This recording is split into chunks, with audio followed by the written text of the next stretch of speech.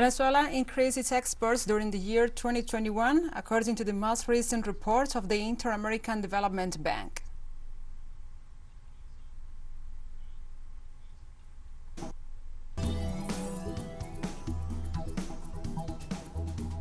The peacekeeping forces of the Collective Security Treaty Organization, the OTSC, withdrew from Kazakhstan after completing their tasks.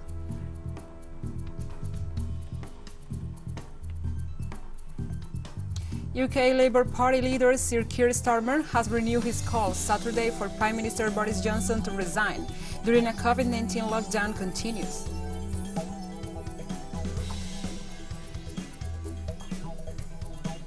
From the headquarters of teleSUR English in Havana, Cuba, this is From the South. I'm your anchor Gladys Quesada, and these are the news. Venezuela increased its exports during the year 2021, according to the most recent report of the Inter-American Development Bank. According to the document entitled Estimates of Trade Trends in Latin America and the Caribbean, Venezuelan exports increased 78.3% compared to 2020. In this regard, the Inter-American Development Bank pointed out that one of the main export products was oil, which is a commercial activity led by Venezuela. Likewise, at the regional level, the report indicates a 9.1% drop in exports for the region. In 2020, however, an estimated average recovery of between 24.8% and 27.8% was recorded in 2021.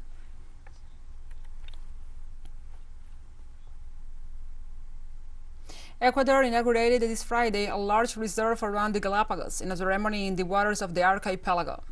The new reserve will establish a 60,000 square kilometer marine corridor between the Galapagos and Costa Rica's Cocos Island, known as the Migravia because it is a passageway for dozens of protected species. The agreement reached between the 4 tropical Pacific countries seeks sustainable management of the coco in Costa Rica, Galapagos in Ecuador, Malpelo in Colombia, and Coiba in Panama Islands, and the conservation of the marine corridor that flows between them, considered one of the most biodiverse in the world.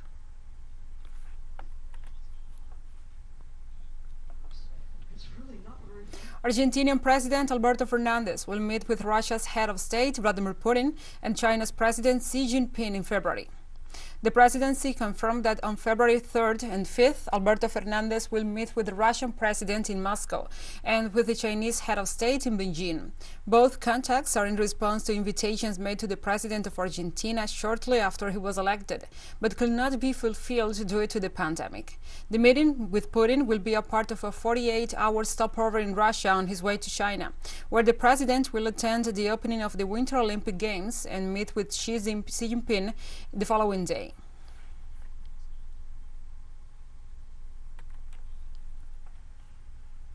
Inflation in the United States is the highest in the last 40 years.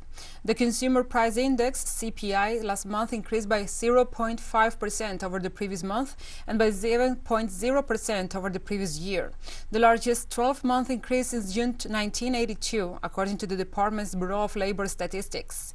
The latest data mark a new high after the November CPI rose 0.8% from the previous month and 6.8% from a year earlier.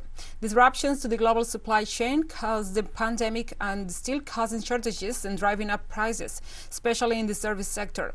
In view of the high annual rate of inflation, the U.S. Department of Labor warned that the situation could push the Federal Reserve to raise interest rates earlier.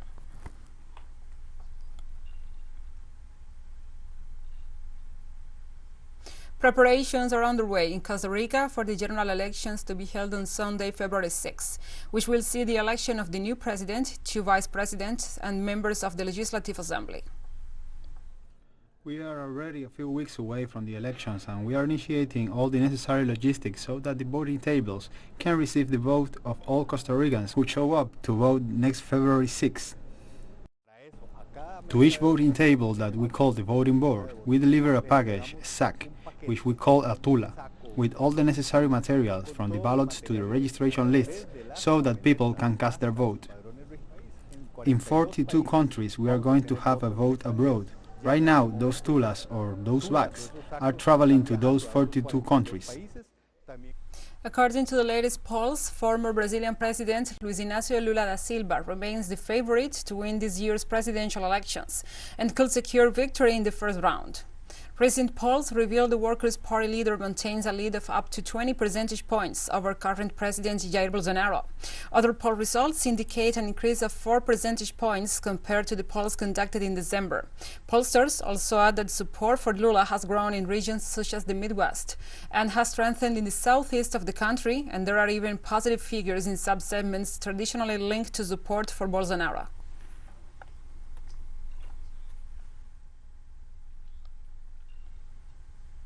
And the poet Tiago de Mello, one of the main poets in Brazil, a renowned champion of the environment and his native Amazonia, died on Friday in Manaus at the age of 95. Tiago de Mello was born in the Amazon state in 1926. During his childhood, he lived in Manaus and moved to Rio de Janeiro after elementary school. Considered one of the country's most influential and respected writers, his name is related to some of the most renowned intellectuals from Latin America, such as Chilean poet Pablo Neruda, who was a close friend of him. The poet's funeral, a member of the Amazonian Academy of Letters, will take place at the Palacio Rio Negro, the cultural center in downtown Manaus.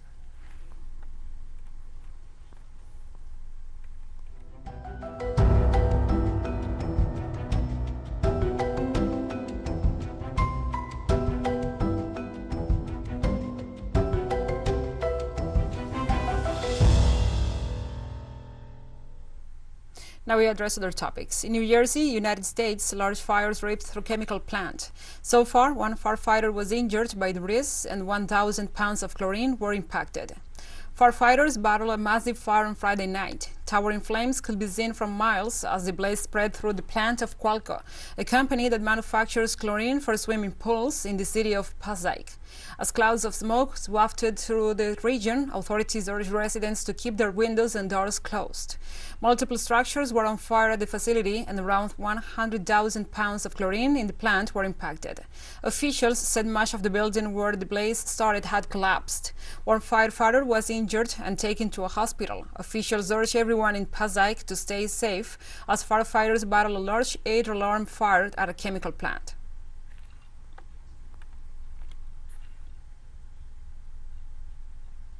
And tsunami waves caused by a giant underwater volcanic eruption have hit the Pacific country of Tonga. Frightened Tongans fled to higher ground Saturday after a massive volcanic eruption heard in neighboring countries triggered tsunami warnings across the South Pacific. A 1.2-meter tsunami wave was being observed at Nuku'alofa, Australia's Bureau of Meteorology treated.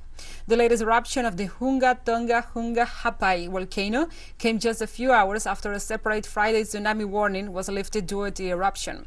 The volcano eruption was heard across the South Pacific, reportedly as far as New Zealand and Australia.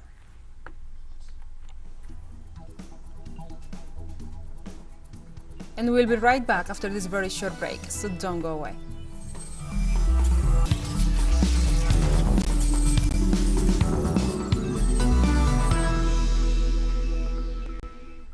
Welcome back. The peacekeeping forces of the Collective Security Treaty Organization, the OTSC, withdrew from Kazakhstan after completing their tasks.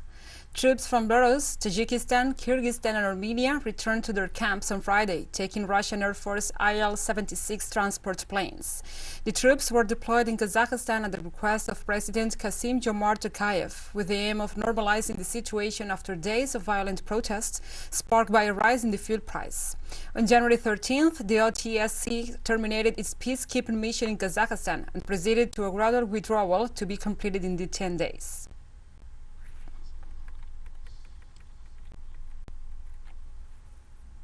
President of Belarus, Alexander Lukashenko, claimed that the sending of the OTSC troops to Kazakhstan prevented a color revolution in that nation.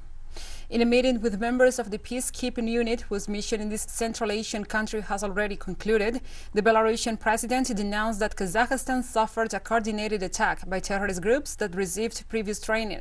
The head of state pointed out that the promoters of the disturbances had been trying to worsen the situation along the entire perimeter of the Russian borders in order to weaken Moscow. In this regard, he emphasized the successful work carried out by the peace operation of the Organization of Collective Security Treaty, which he affirmed made it possible to avoid a color revolution in that country. He also considered that the peace operation confirmed the high readiness of the armies in the CSTO, the member states, to guarantee the sovereignty and independence of their nations.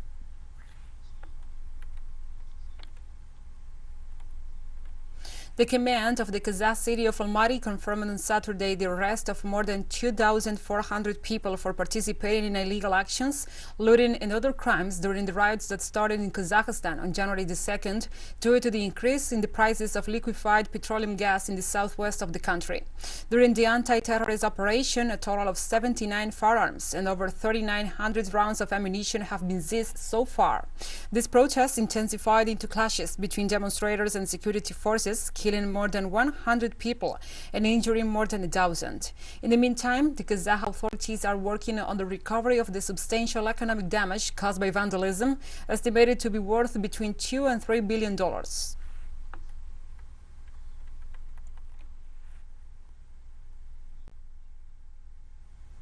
Speaking at a virtual ceremonial handover of the chairmanship of the Group of 77, United Nations Secretary General Antonio Guterres noted the vital contribution of the group plus China. During the event, Guterres also commended Guinea for the Group of 77 leadership throughout 2021 and also congratulated Pakistan as it assumed the chairmanship for this year. The UN chief stressed that the group's engagement and promotion of developing countries' priorities and support for the organization is needed no more than ever, given that the challenges the world faces today are felt most acutely in the countries that the group represents, and actions are needed on multiple fronts. The Group of 77 in China is a vital part of our work. Your engagement and promotion of developing countries' priorities and your support to our organization will be needed now more than ever. Pakistan will work with all members of our group to develop effective and concerted action to respond to the multiple challenges confronting our countries. It is my hope that we will be able to convene the third South Summit in Uganda this year. Pakistan will work with Uganda to ensure the success of the summit, which will offer an opportunity for the group to set out its policies and priorities for the next decade. And during the virtual ceremony this Friday, the United Nations Secretary General also addressed the climate crisis. Guterres emphasized that developing countries need support for real climate action in mitigation and adaptation. He stressed that countries must live up to the commitment made in Glasgow to double adaptation finance, while noting that even more is needed, but that it must be also made easier for developing countries to access those funds. Guterres reiterated that developing nations see more needs of adaptation due to the dramatic consequences of climate change on these states.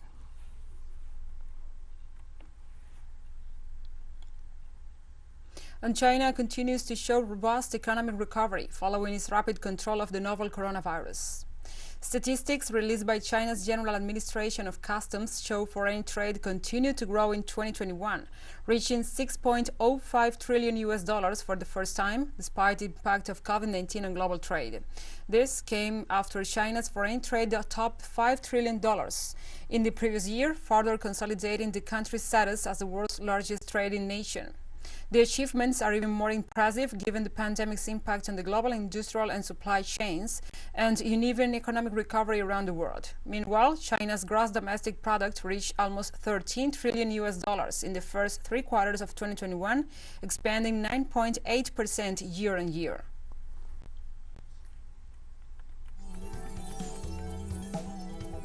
And we have more stories coming up after this final short break, so stay with us.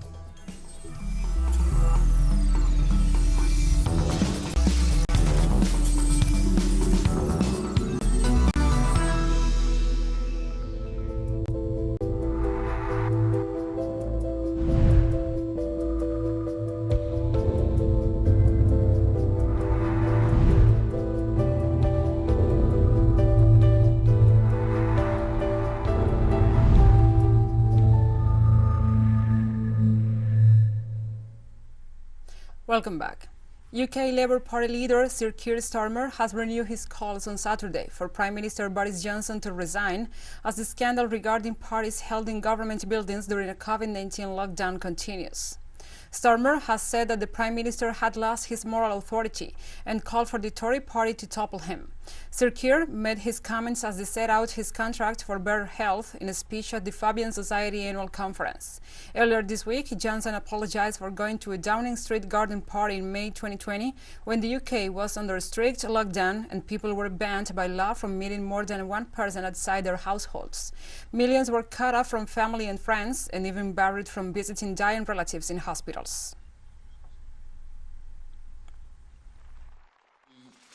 Scandal of Partygate, for want of a better word, but what's happened in recent weeks where it's become obvious that whilst the vast majority of the British public were obeying the laws that the government made, the government and the Prime Minister were partying in Downing Street. I think that's added to mental health stress because so many people are now asking themselves, well, why on earth did I do that then, whilst they were doing what they were doing?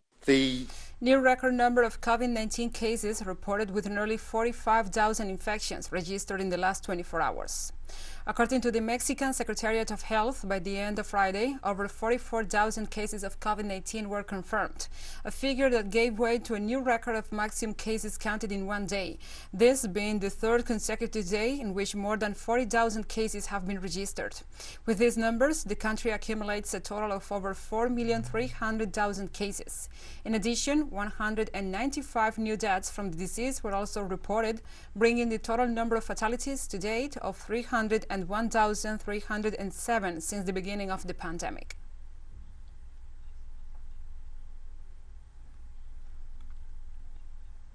And China closes a city border in Macau amid spread of Omicron.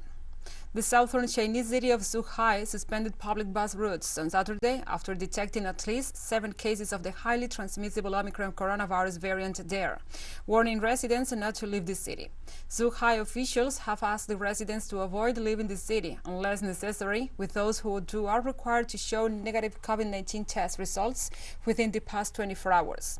Cities along China's borders are at higher virus risk, either due to the presence of overland transport links or entry of infected travelers from other countries.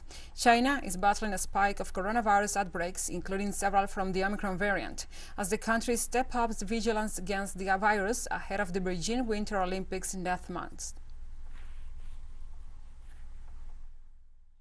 车站车票，严格卡控风险人员流动，严防疫情通过铁路扩散。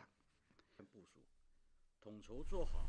The Brazilian state of Sao Paulo on Friday began vaccinating children aged 5 to 11 against COVID-19, kicking off a nationwide campaign that sparked fresh tensions between far-right President Jair Bolsonaro and the health authorities. In a symbolic act at a hospital in Latin America's most populated city, an 8-year-old indigenous boy with a motor impairment became the first child to be vaccinated in Brazil amid soaring infection rates due to the spread of the Omicron variant.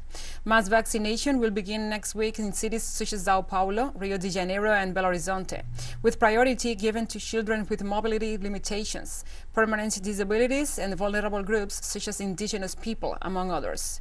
The start of the campaign comes 1 month after the health authority approved these shots for children and was preceded by controversy due to criticism of the government for its delay in giving the go-ahead.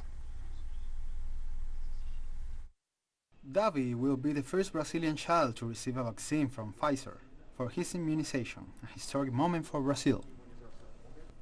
This is an inhumane act. A government that delays vaccination for children on ideological principles is an inhumane government. The U.S. city of New York saw protests this Friday as a moratorium of evictions in the state is set to expire. Tenants' rights advocates urged the state governor to maintain the measure as thousands of people could face eviction in the middle of the winter and during a COVID-19 surge. For most of the pandemic, New York State has maintained a strict eviction moratorium, a safeguard that many elected officials and housing advocates said has prevented a crisis in a state with an enormous number of struggling renters. The moratorium is set to expire on Saturday, but authorities said they will once again let people apply for eviction protection and rent relief. Demonstrators also called for federal relief for families still struggling amid the pandemic.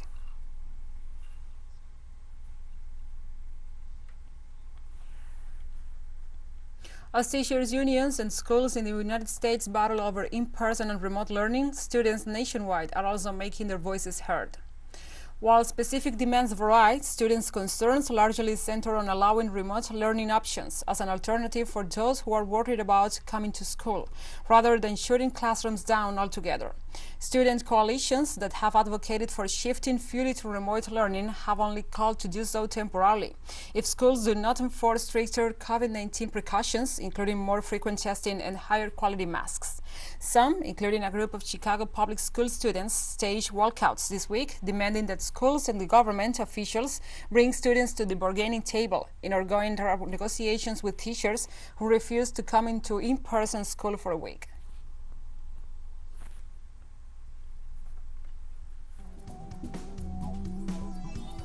And we have come to the end of this news brief. But remember, you can find this and many other stories on our website at telesurenglish.net. And also, if you feel so inclined, please join us on social media for all the latest news. We are on Facebook, Twitter, Instagram, and Telegram. For TeleSUR English, I'm Gladys Quesada. Thank you for watching.